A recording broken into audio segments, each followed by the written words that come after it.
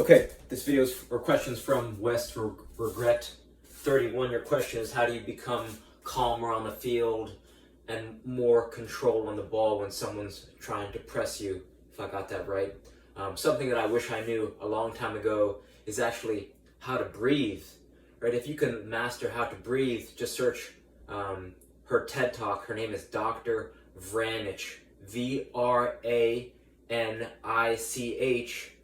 Her TED Talk is called How to Breathe, and this is actually going to allow you to take, right, not even just the time that you're on the field, but whenever you're in a high pressure situation, high stress situation, it's just going to allow you to recover faster. It's going to help with endurance. It's going to help with all aspects of your life, actually. So this is, I think, going to help you build a great soccer foundation, right? Think about how many times that you breathe in a given day. People who don't know how to breathe, they waste energy. They waste energy. So once you learn how to breathe, right, this video takes 5 to 10 minutes to watch, and it'll completely change your life. So I think that's step one. Step two is a combination of two different things. The first is ball mastery. The second is dribbling sequences. For ball mastery, you want to check out, you could YouTube Cover Skills. That's Coerver. That's, just search Cover ball mastery. And this guy, he's got a long track record of being of teaching great ball mastery skills. You can learn one a month, one a week, one a day, right? You could just start, just do a few minutes a day, and a few minutes a day of ball mastery is really going to help you, right? Dribbling is a fundamental skill, so ball mastery is a huge part of being able to feel pressure and then escape pressure, right? You want to be able to kind of pivot away from pressure, and when you start to learn more ball mastery moves, you're just going to be able to effortlessly evade attackers, and you could start dribbling effortlessly. So that's step two, right? So cover coaching, or if you want to invest a little bit of money, they have that dribble. I've seen some people who are using the dribble up smart ball. If you're into using technology and you also have an iPhone, this could be an option, right? The dribble up ball. I'm not sure how much it costs, but I've seen some people talking about the benefits. So if you're a technology lover, that could be something that you might want to invest some money in. The third thing is a dribbling sequence I learned 27 years ago from this guy named Tom Turnbull.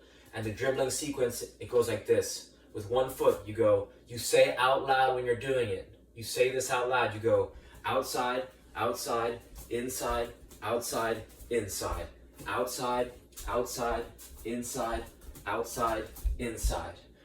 And then, right, you keep on switching back from right foot to left foot.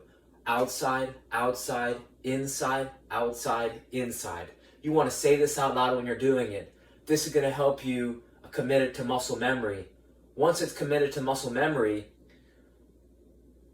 you're not going to have to think about dribbling around players. You're just going to do it naturally, right? This is why this is so powerful if done correctly. You must say it out loud when you're practicing it, or else it won't be as effective, right?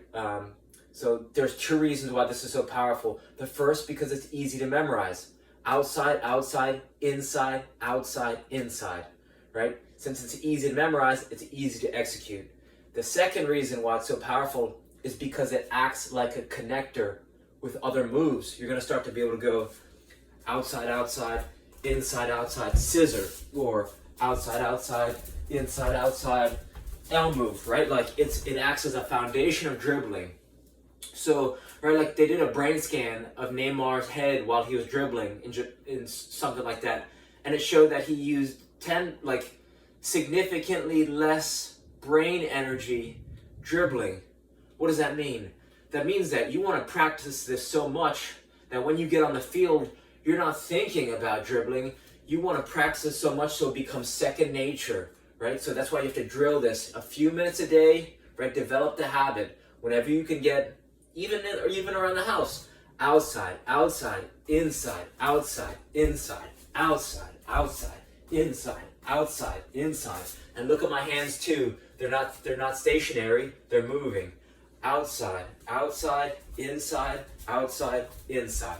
Outside, outside, inside, outside, inside. People have asked me, do I push it? Do I tap it? Whatever. Just practice it. However natural it feels, that's the way to do it, right? Outside, outside, inside, outside, inside. Outside, outside, inside, outside, inside. So spend a few minutes each day, maybe a couple minutes on ball mastery, couple minutes on dribbling sequences, and you don't have to overthink it. A lot of players, some players ask me, oh, I'm trying to get better at shooting and I'm just not getting it. And then I asked them, how much time do you spend on juggling? I said, can you juggle to 10? And they said, no. I said, well, Brett, you got to invest in the fundamentals. So you have some people talking about, oh, you got to take 10,000, you got to do the 10,000 touch workout, 10,000 touches a day.